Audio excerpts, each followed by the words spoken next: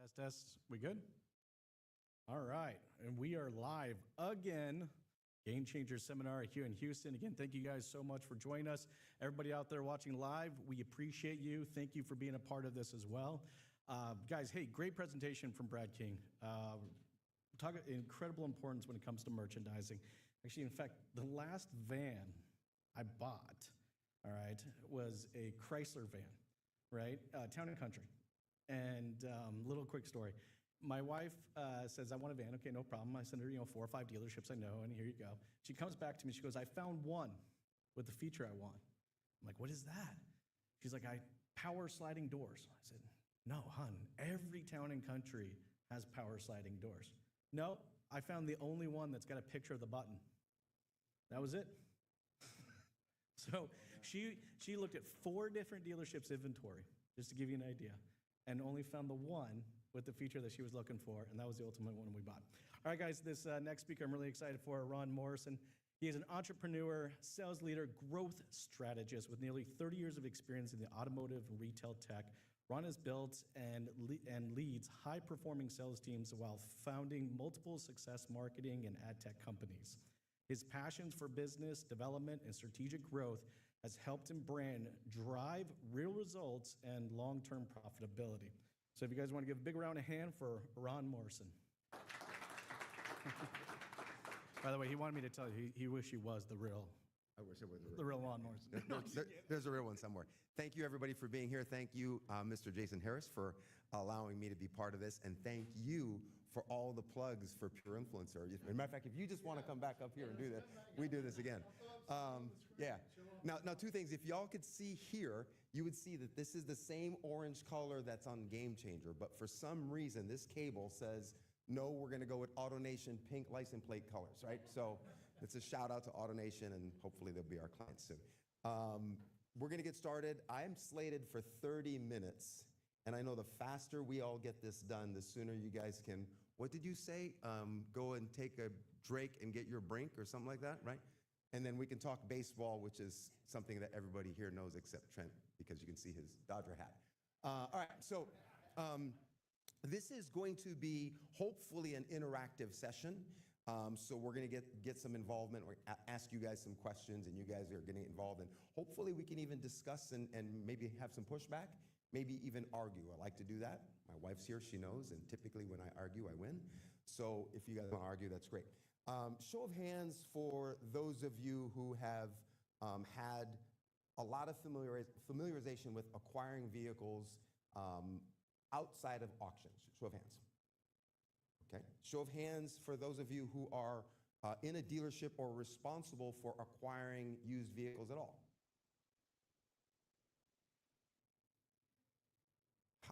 Show of hands of people who are not going to raise your hand no matter what I ask you. All right. Fair. All right, let's get started. We're going to talk about some acquisitions. Our company, by the way, as Mr. King talked about, started, 12 years ago, and we're focused exclusively on conversion. That's what we do. Conversion meaning, not that kind of conversion.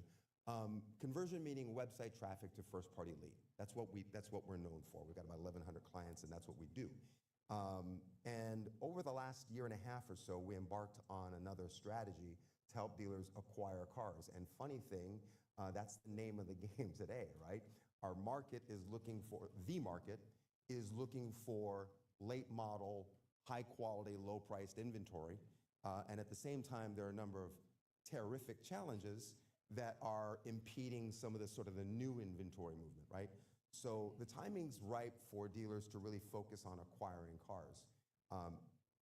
There's a famous quote by Mr. Rydell who said that, I'm in the used car business with a new car franchise. And I really believe that. All dealerships really are in the used car business in one way or another, right? And what we found is for every car you acquire, the most crazy thing happens. You make money, right? Every time a dealership acquires cars, it makes profit, either retail, wholesale, or internal trade. So we're going to talk about selling more cars with a strategy of acquiring cars. And before we go there, I want to set some ground rules. One in particular, when it comes to a VIN, right? A vehicle identification number. There's only 2 possible scenarios when it comes to a VIN in the United States. Only 2. Anybody know what those are? Show of hands. Who knows what the two possible outcomes of any VIN in the United States is? And we got a room full of car people, so somebody's got to know. Hit me. I'm sorry? Yes. You and I are having drinks after. Okay. So the only possible VINs are it's either totaled or sold. Let that sink in for a moment. That car right there, it is either going to be totaled or sold. And if it's a quality-owned vehicle, you probably want it on your website so that you could sell it. But they just drove off and you have no idea when that person is going to choose to sell their car. But if you did, you'd really love that, right? So as Mr. Bruce and I were talking about it back there earlier, some of the strategies that we have for acquiring new cars or getting people out of the old and into the new from service, et cetera, we're going to talk about that today. But some of them are really, really dated. Like some technologies really believe that if you own a Honda Accord, we should let you know what the new rates are on the new Honda Accord. But yet the model defection rate is through the roof. Why would we ask that question, right? Right? People who own Accords below 50 years and younger are the least likely people to buy another Accord. Same with Ford Taurus. I think our Ford Direct fans would tell us that, right? So because people are upward mobile, right? And or their families expand or different life changes and occupations happen. So we have to be cognizant not of the cars we want to sell, but the cars we want to acquire so that we can sell them to somebody else. That's what this whole strategy is going to be about. So auctions are great. They're a wonderful source. They're just less profitable one, right? The most profitable source that a dealership can have is to acquire a car direct from a consumer, right? And preferably that consumer that's in your service drive. You retain the customer, it's the vehicle that you like, it's the type of inventory you want on your website, the age-old quote of the history is no mystery. All of those things are true. So if your dealership can acquire a car from a vehicle that's in service, that's a touchdown. But when you acquire a car from an auction, particularly today, the front-end gross is absolutely zero. In many cases, any general managers in the room, dealer principals? Anybody want to pretend they're a general manager or raise their hand? There you go, back there. So in many cases, it's a negative front-end gross because if I'm a dealership personnel person and I'm on an online auction, regardless of the ones that they are, I'm there trying to acquire a late model car and I'm competing not with just a dozen people, but hundreds and even thousands of other dealers today for that particular vehicle, right? So by the time I get that car into my showroom and I get it PDI and I get it cleaned up, what have you, recon it and get it online, there's no possible way to make any front-end gross. The only way I can make gross is in F&I and then hopefully I service that vehicle and service that customer, et cetera.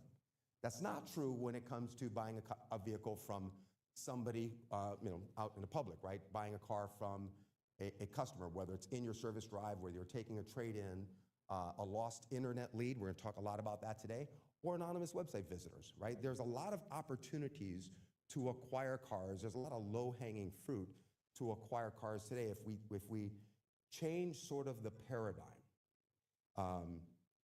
Quote guy here, but Stephen Covey said that when you want increases in performance, you focus on behavior. When you want quantum leaps in outcome, you focus on paradigms, how you look at the situation, right? We're going to see that tonight in baseball. We're going to see some of them look at the situation entirely different and they'll have different results. We're going to talk about that here. So it's not pink. It's really, I think Jason did this to me on purpose. I really do. Anyway, that's orange, but this is a service lane and that's a strip mall. Show of hands, anybody who wants to take a stab at where would be the easiest place to acquire a vehicle and make some profit? Anybody? Scream it out.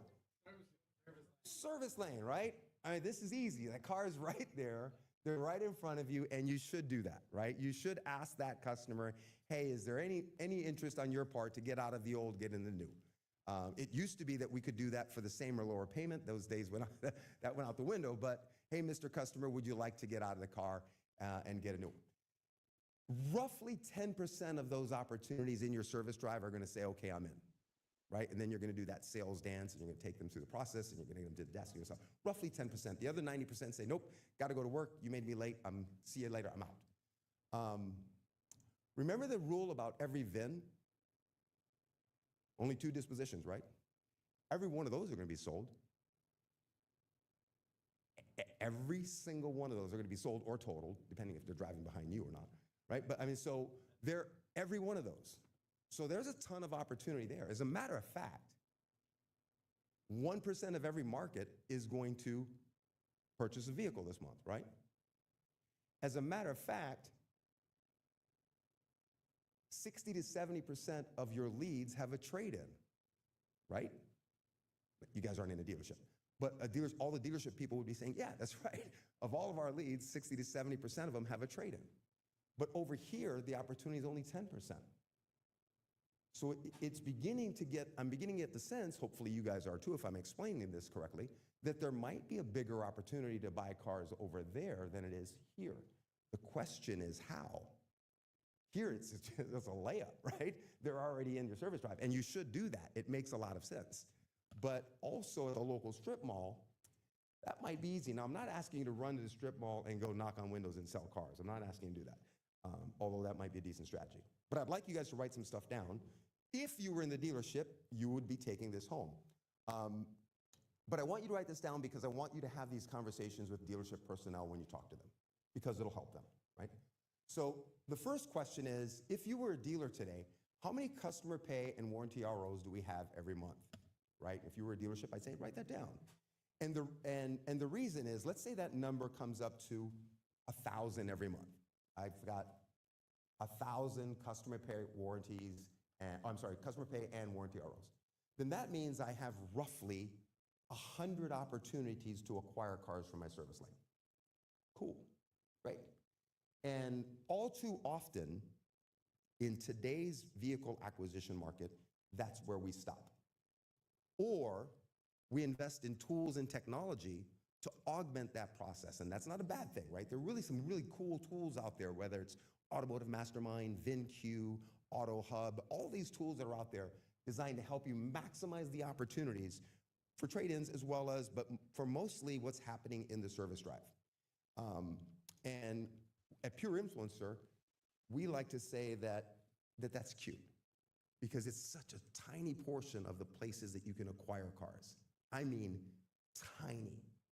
We used to, 11, 12 years ago, think that was a really big deal. 15 years ago, we thought it was a big deal. As a matter of fact, I literally hung the banners, vehicle exchange banners, in some of the largest service drives with some of the largest vehicle exchange departments in the world today. You guys would know the names of these dealerships, right?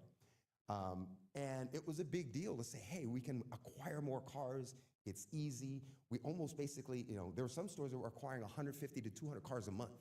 It was almost like you have another dealership, another brick and mortar store, but without the brick and mortar. You actually had another dealership, right? That was a big deal. What about this one? Unsold leads. If a store had, I'll pick on you because you're the closest. If you had 400 internet leads in your dealership today, you and I would know for a fact that there's 300 of them that your dealership is never going to talk to. Capital N-E-V-E-R, never. Like ever. Like never. You'll be dead before they do. Because bad lead, bought elsewhere, all those not excuses, but all those other reasons why they didn't sell a car, right? But of those 300 that you're never going to talk to, they all have one what? At least one VIN, right? Of course, some of them never had a car. Some of them are young kids that never had a car. But most of them have a car. 60 to 70% of them have a car to sell. Check this out. When we started, I'm going to date myself now. The very first lead that John Haniotis helped come through Auto by Tel a long time ago, 27 years ago. He's a cool cat. He's gone today. But when dealers started getting leads from Auto by Tel, the dealership, here's what happened, okay? The GM sat with the GSM and said, look, we're not going to take our best guy and have him respond to that lead, right? And we're not going to take the guy we're going to blow out tomorrow. Let's get that middle of the road guy, the guy who knows how to send emails, let's get him to respond to the lead, right? And that happened, and then eventually it was literally with a spreadsheet. Larry's grinning because he probably remembers those days of responding to internet, literally with a spreadsheet. Joe at AOL.com, right? Called us, right? And then we had sales management tools, and we had all these internet lead management tools, and then we built CRM tools around responding to internet leads. The team at Ford Direct built beautiful business development practices around how to respond to internet leads. Not only did we build CRM tools that were specific to that, we moved BDCs that were wonderfully great things and turned them into internet lead management tools, right? And then the OEMs built structure around that, lead response time and lead quality time, and everything was focused around, hey, you sent a lead to me, and now I gotta sell you the car, right? Everything was focused, and still is till this day. Everything is focused on when that internet lead gets here, do everything you can to sell that person a car. And we completely missed the fact that, hey, wait a minute, it's probably easier to buy the cars from the other people rather than sell a car to these guys. So the 300 that you're never gonna talk to, what if we had a strategy in the store that said, hey, look, we're gonna try to sell cars, but we're also gonna try to acquire cars from everybody else too. Just because it's a bad lead that says, hey, I don't have the inventory they want, or they don't have the price that I want, or they ran into Trenton and they don't wanna deal with him on the showroom or whatever, but I can still try to acquire their car, right, persistently. And a lot of those leads aren't in market anymore, right? Hey, I wanted to buy a car, but I can't afford it, or the timing changed, or something changed in my life, I'm not ready. We should still try to acquire that car because that car is gonna be either what? Totaled or, and when it gets ready to be sold at the kitchen table, when Susie says to Johnny, hey, it's about time we sell our car, I want her to think of my store first, right? Where's that guy that wanted to buy my car?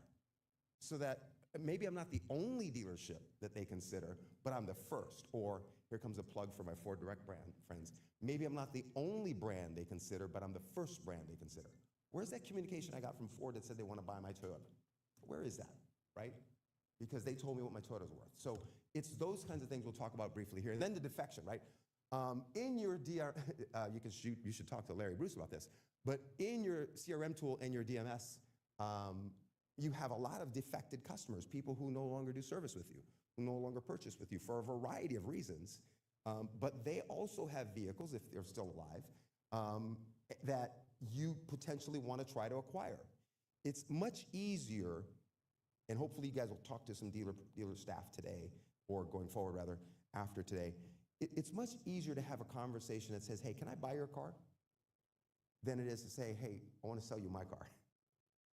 I mean, it's just an easier approach. And if you say, yeah, you can buy my car, guess what? I bought your car, I gave you a check, and now you have a check with no car. And I got a bunch of them right here, right? So this is kind of cool, right? So in your CRM tool and your DMS, there's a ton of opportunities to acquire cars. Keep in mind, Ron, why is Ron talking about acquiring cars? Every time you acquire a car, you will sell it if you're a dealership. Every single time. Every single email you send somebody to sell them a car, you will lose 98% of the time. When the light comes on that says, wait a minute, if I just buy her car, she becomes my friend and I can sell her one of these cool Fords that I have here. If I chase her down trying to sell her one of these cars, she says, get away from me, you guys are creeps, right? So it's a very different ballgame. So there's a lot of opportunity to acquire cars, which means you're gonna sell cars here. How many website visitors do you have? I talked about conversion briefly, website visitor conversion, and the average website across the country today still converts at 1.7%, so roughly 2%. So all of your website visitors that a dealer spends a ton of money driving traffic to the website, well, they believe they're driving traffic to the website, that's another conversation. But of all the traffic that visits a dealer's website, less than 2% of them ever convert to a first-party lead. Has anybody worked in a BDC besides Larry Bruce? Okay. Would you guys agree that a first-party lead from the website is among the highest close rate lead? In terms of, if you got a lot of volume leads, right? It's typically the highest close rate, right? So less than 2% of all the traffic ever converts to a lead. Write these numbers down so that you can have these conversations with dealers. Let's assume, for example, you have 10,000 monthly unique visitors. And let's assume that 50% of them are there for service. By the way, these assumptions are real numbers. Let's assume that 50%. So now you have 5,000 monthly unique visitors. And let's assume of those 5,000, 1,000 of them are that big 20% number. They're really not in the market nor ever going to be. They just accidentally happen to be on your page. So now you got 4,000 visitors. Of the 4,000 visitors, half of them, at least, are never going to do business with your dealership because you don't have you don't have the inventory, B, you're too far away from them in terms of geography, or C, they just don't like you, right? They're just, and other, but they're just not. So now you got 2,000 that just maybe might do business with you. Of the 2,000, let's just say half of them, Ron, you're crazy, you're wrong. That's 1,000. The average dealership has 318 cars on the lot. There's no math in the world that says they need more traffic. If they sold to every one of their visitors, they'd be out of business in 6 months. Right? They couldn't replace that inventory. There's no data point in the world that says a dealer needs more website traffic. There's not one dealer I've ever seen that when we look at GA, Google Analytics, and we just look at their organic traffic, not paid, there's nothing that suggests they lack traffic. The only people that made them believe they lack traffic is people like me that used to sell them digital marketing years ago, right?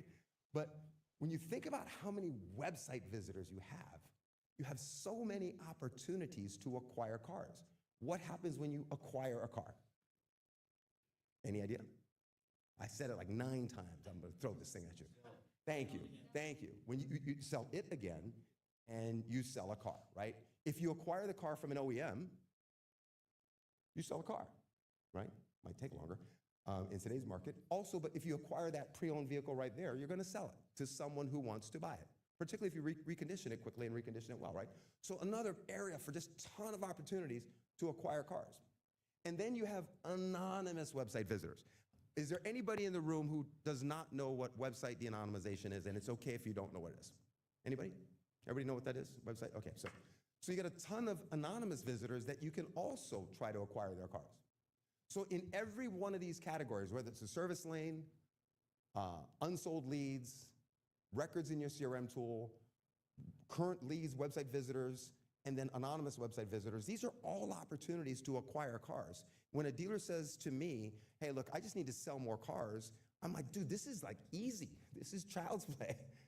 Like, all you got to do is acquire more cars, right? Like, period, right? Don't acquire toasters, don't acquire televisions, acquire cars, and you're going to sell more cars, right? But the key is to acquire, that's where all those other tools I mentioned, the sort of equity mining tools, the key is to acquire cars that are quality inventory and relevant to your market.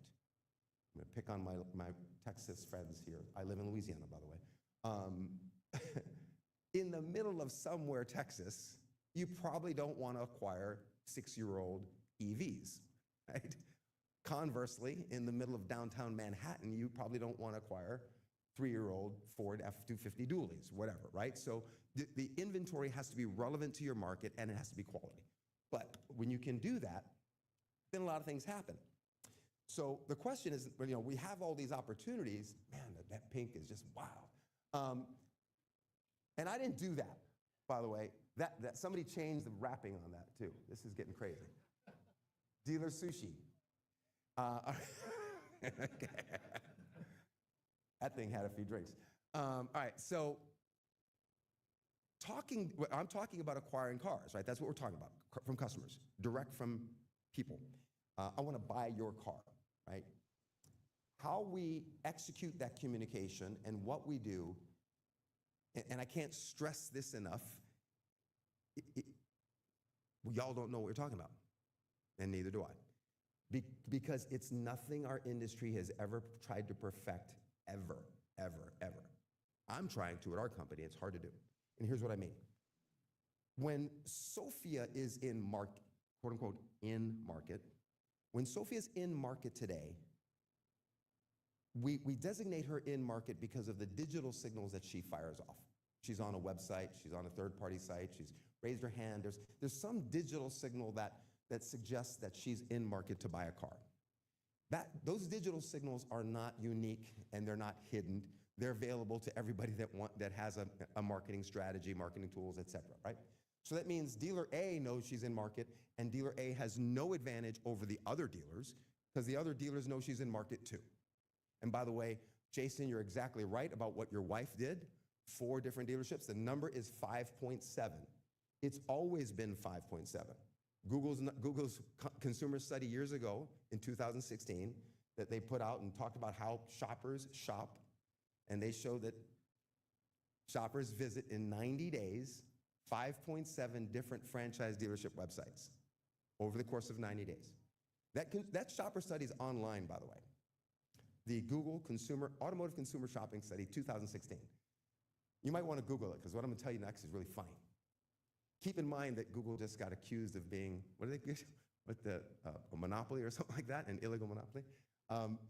So 90 days, they're visiting 5.7 different franchise websites. That makes sense because before search engines, all of us sat in the back of our parents' car as they drove around to multiple dealerships looking at cars, right? So people just don't, what never happens is someone lands on a Ford Direct website, I'm being funny here, but what never happens is somebody lands on a Suburban somewhere and says, hey, honey, I found one, grab your purse and let's go down there and buy it, right? They shop multiple sites, much like Jason's wife did.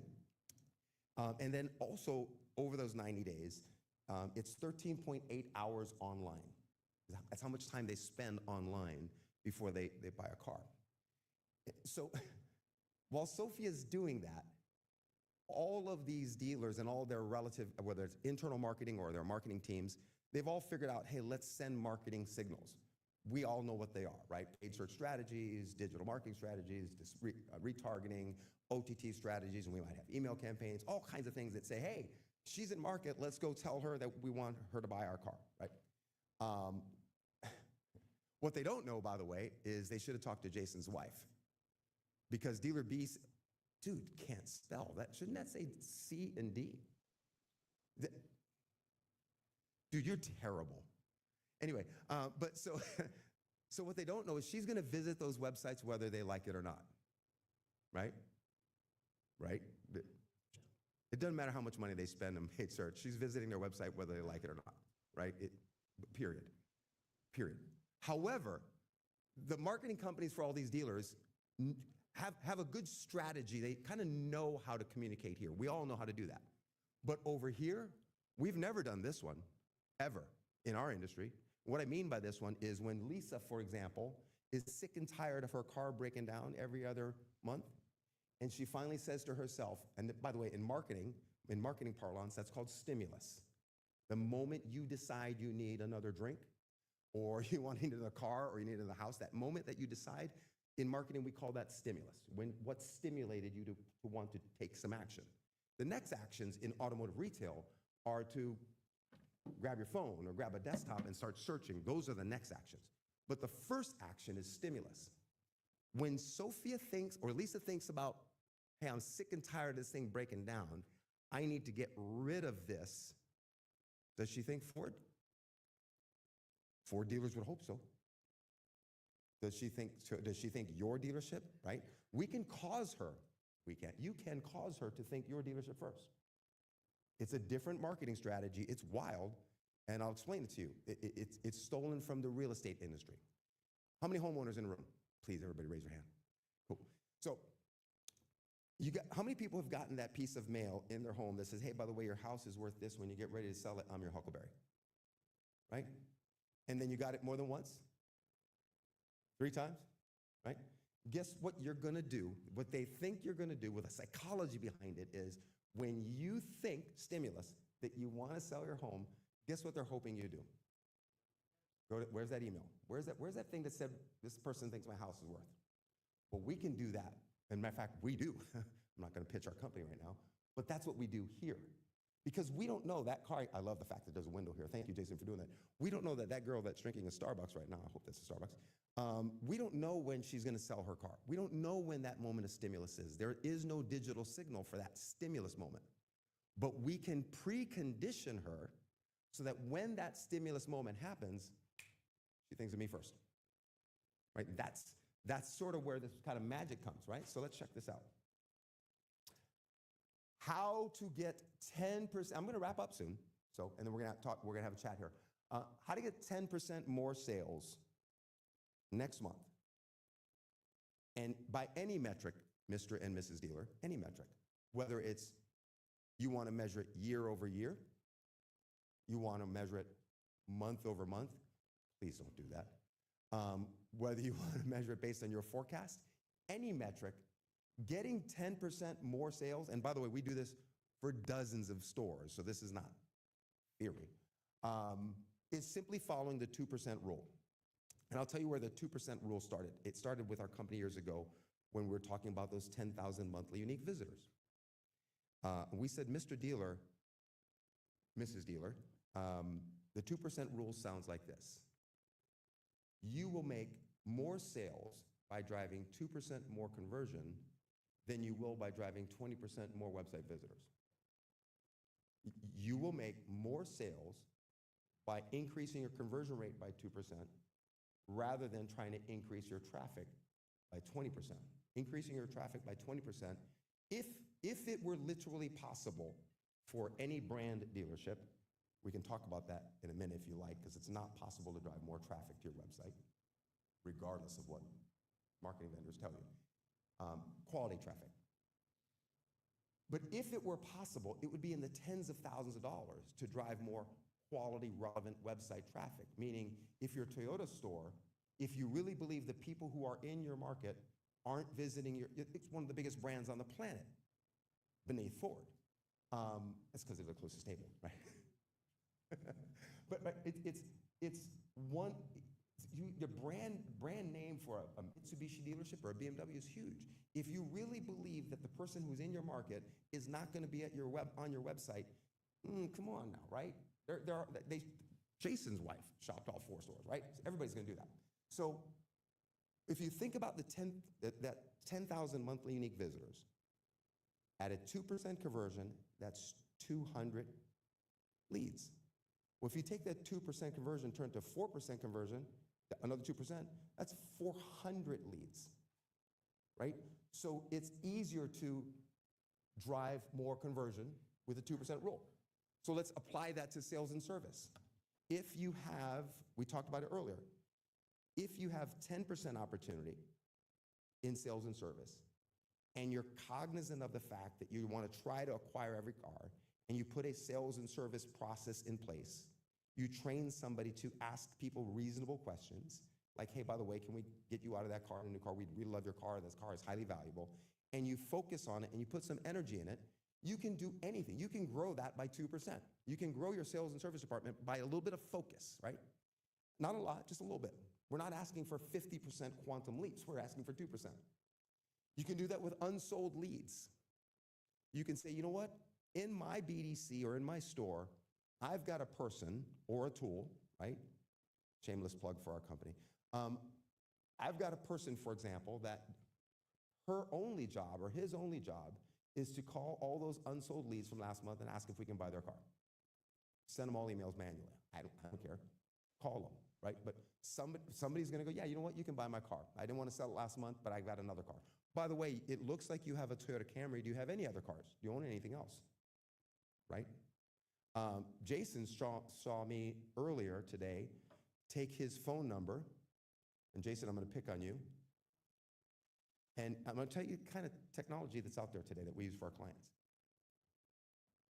An internet lead has first name, phone number, first name, last name, phone number, email, right? We call that a quality lead in our world. Well, we take that, we throw that over the wall to a variety of different databases, and we bring it back and we do some fun things with it. And from that, I know exactly how many cars are registered to you. I said, Jason, are these your registered cars? He said, yep, those are mine. So I don't have to ask about buying the car in the service drive. I can say, of course you want to keep that one, but you know what? It looks like you own an F-150. Can I buy that one? It looks like you own a Passat. Can I buy that one, right? So there are a lot of other ways to work with unsold leads, but you can dedicate somebody in your store to say, hey, you know what? I want to focus on acquiring cars from unsold leads. Why? Number one, every time I acquire a car, I'm going to sell a car.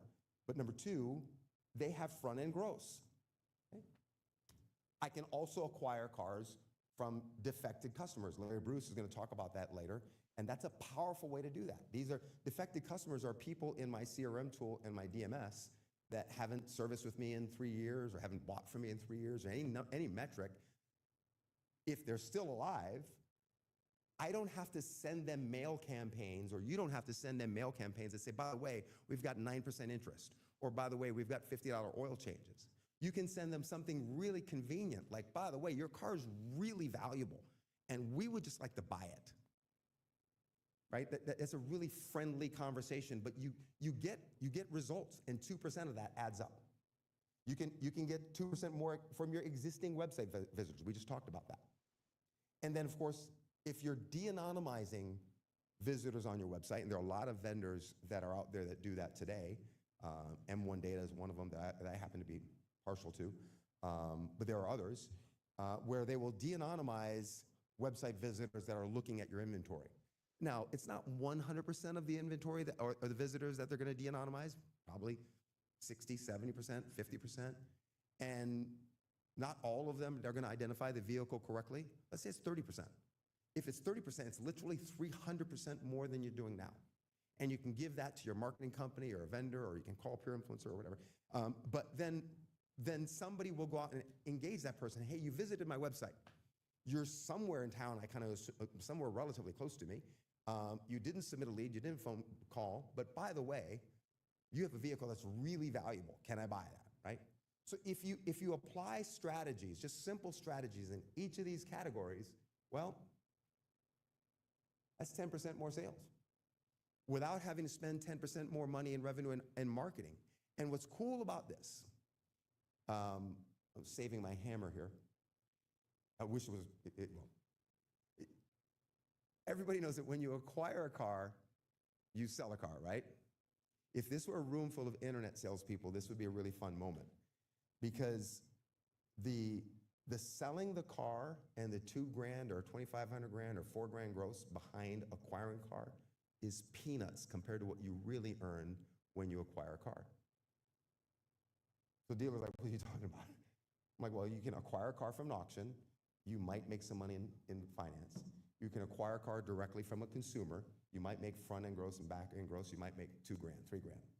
That's peanuts compared to what you really make when you acquire a car. Because when you acquire a car, inventory begets traffic. And inventory drives website traffic. And our data shows that when you acquire a quality relevant piece of inventory on your website, the demonstrable increase on that SRP and VDP is over 18% the day you put it online. So in other words, if you just get really clever and continue acquiring inventory, well, heck, you can throw your marketing budget right back to Hip National, not spend it anymore. Because you're using inventory to drive quality traffic. So now you don't have to take that money and use it to drive traffic. You can do it with something really clever. Watch this. You can say, you know what, I'm not going to spend 20 or 30 grand anymore. I don't need to. I'm going to invest it in the people in my store, in my showroom. I'm going to make my experiences in my showroom world class. So I'm using quality inventory to redirect the money to experiences in my showroom so that I retain my customers to my brand. Or, alternatively, you can give 30 grand a month to a marketing company and hope for the best, right? So let's check this out. Let's look at some numbers. This better not be pink. Oh, it's pink. Okay. 500 internet leads. Just 500 internet leads total, whether it's your website, AutoTrader, Cars.com, et cetera, et cetera. That's what this number is here. 500 internet leads. Move my mouse. Right up there, okay? That's what we're going to work with. 500, you're a dealership today, and you tell me I get 500 internet leads. All your sources combined, roughly 500. Okay, cool. And would everybody agree that 10% close rate is a fair close rate for internet leads?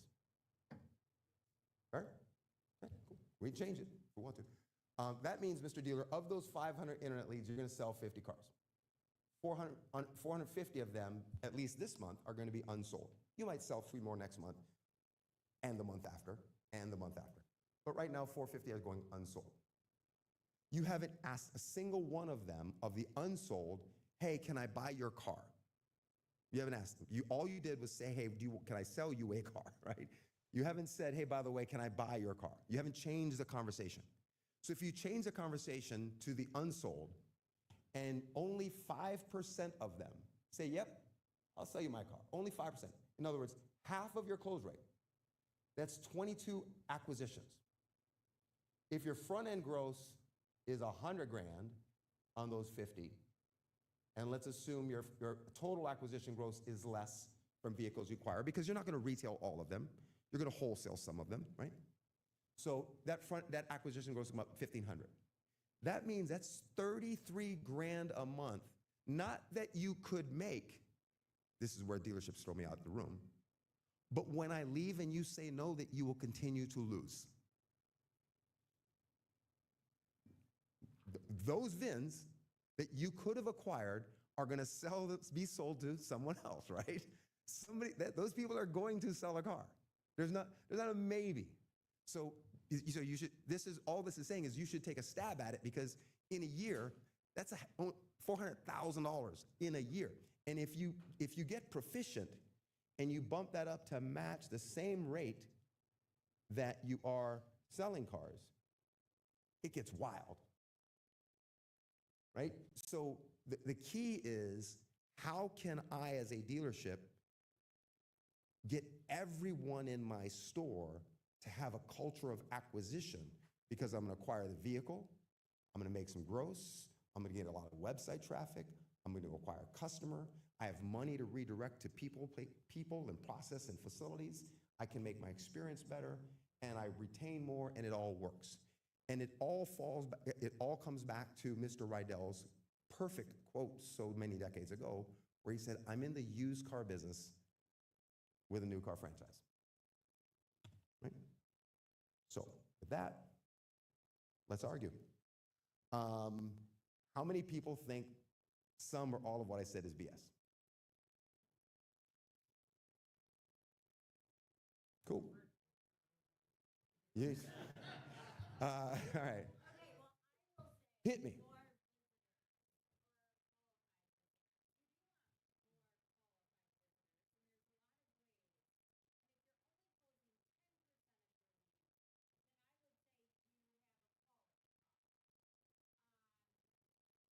The quality problem, you mean like in your BDs?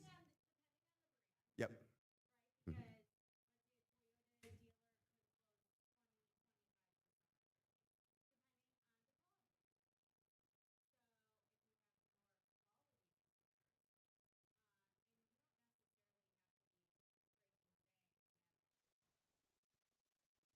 This is true. And I think the point you're getting at is more quality visitors on your website, right? So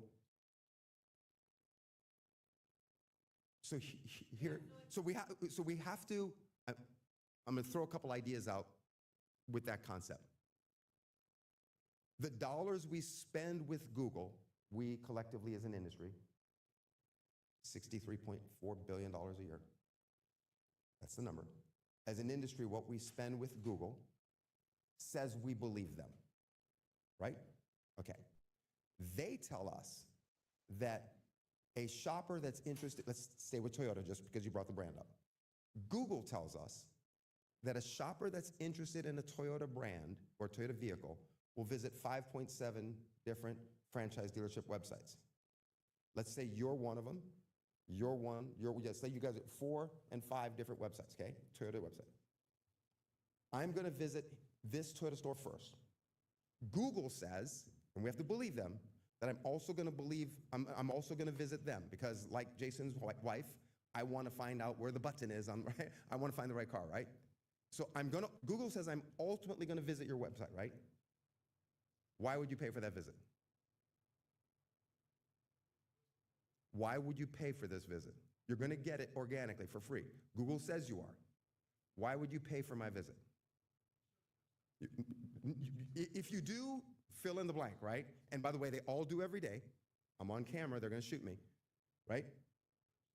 What? Okay, so beautiful. So what he said was, if you didn't hear him, first visit, right? There is, number one, there never has been any data, that indicates that if you're the first website visited or the last, that you have an advantage. By the way, if there was any data point that proved that if you were the first visitor, you would not be able to afford it. True? It would be bought by the highest bidder, period, right? So there's no data point that says if I visit you, as a matter of fact, Jason said it today. It wasn't the first, second, or third. It was the guy with the right photo, for crying out loud, right? Okay, so let's stay on track. So I'm gonna visit those stores anyway. You are right, there are people in the market. There are people on the soccer field watching their kids play soccer. And John says, hey man, I got a new Toyota, man, it's great. And he says, wow, did you get it from ABC Toyota on the corner? He goes, really, there's a Toyota store here? Look, if there's a guy who doesn't know your Toyota store is close by, you don't want him in your market anyway. You don't want him in your dealership. Imagine trying to do a deal with a guy who didn't know you were 10 minutes away. He had Google in his hand. He couldn't find you, right? That's not a person, that's not a real quality visitor. So my point is the data already says that all the people that are interested in your brand, in your market, visit those dealerships whether you like it or not. So when I said you can't bring more quality visitors, what I meant was all the people that want to buy a car in your market and they want your brand, they already visit your website. There's no data that says they don't. None. Zero. So you might say, well, what about the off-brand? Okay, fair, right? You've got a Volkswagen. Here's Google, or not to pick on Google, here's the search engine's dichotomy. No, let's pick on Google. If you're looking for, searching Google, for a white zebra with a broken foot, in order for Google to be the fastest, most effective search engine, they have to render that location faster than any other search engine, true? Right? You're looking for a white zebra, you Google now, white zebra, Google will say, here it is, right? Here's a search result from your search query. They have to be the best at delivering organically for free what you're looking for. And if they can't do it the fastest, and if they can't do it the most accurate, they're not the best in the world, okay? They are. Can anybody explain why they can't do that for a white Honda Accord unless the dealer pays for it? It's atrocious. Wait a minute. Wait a minute. I'm searching for a white Honda Accord and I can't find it unless the dealer pays for it? You see the dichotomy they have? So you're never going to be absent quality traffic. There might be that fringe, but once you get online, well, heck, you begin to type Toyota dealer and near me comes up, right? Remember the 2016 study I just told you about? Google told the world how shoppers shop. They shared some of the stuff I'm sharing with you. There is no 2017, 18, 19, 20, 21, 22, 23, 24, 25 shopper study. Because after that study came out, people said, well, wait a minute, why are we paying for it? Search for the studies yourself. It stopped that day. You're never going to be absent quality traffic. Google told us so. So the quality thing you're talking about, I really agree. And that is the quality of response to the internet lead, the quality of that team, right? How are they responding to the lead? Are they responding timely? Are they responding intelligently? Are they responding persistently? Is it a friendly response? I think what you just said there, quality, nails it. Because you're right, it should be higher than a 10% close rate. It should be 15 and 12 and 18. And I think, Trenton, you probably know the number. I think our industry standard, the industry average on internet lead close rates is 7.2%. He knows better than I do. Go ahead. Stand up and tell us. Stand up and tell us.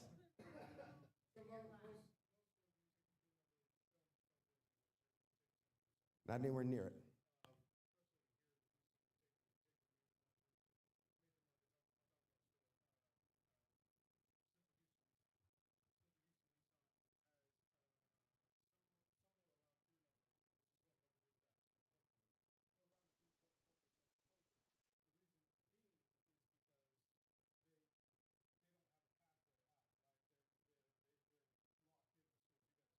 You mean geographically?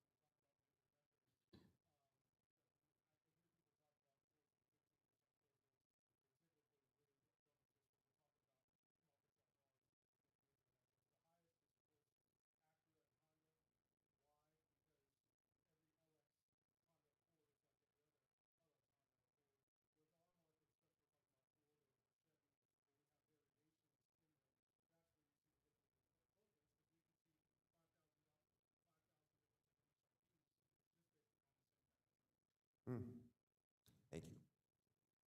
Thank you for that. Anyone else? Yes, sir.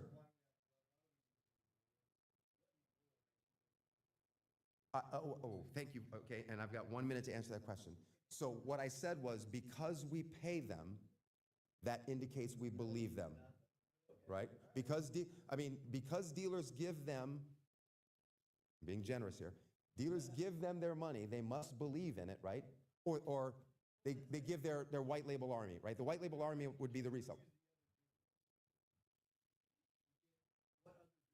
Yeah, well, yeah, but I mean, you're right. There's Bing and Yahoo and AltaVista, but Google is the thing, right? And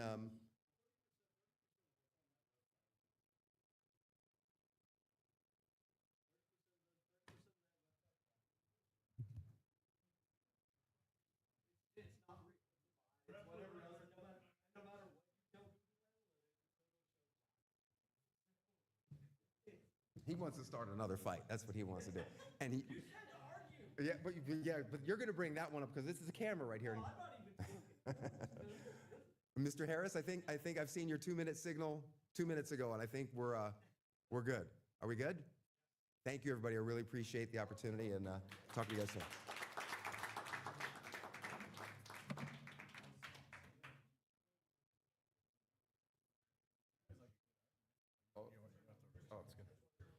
All right, guys, we're going to take a quick 10-minute break where we reset. So grab another beer. Like I said, it only gets better the more you drink.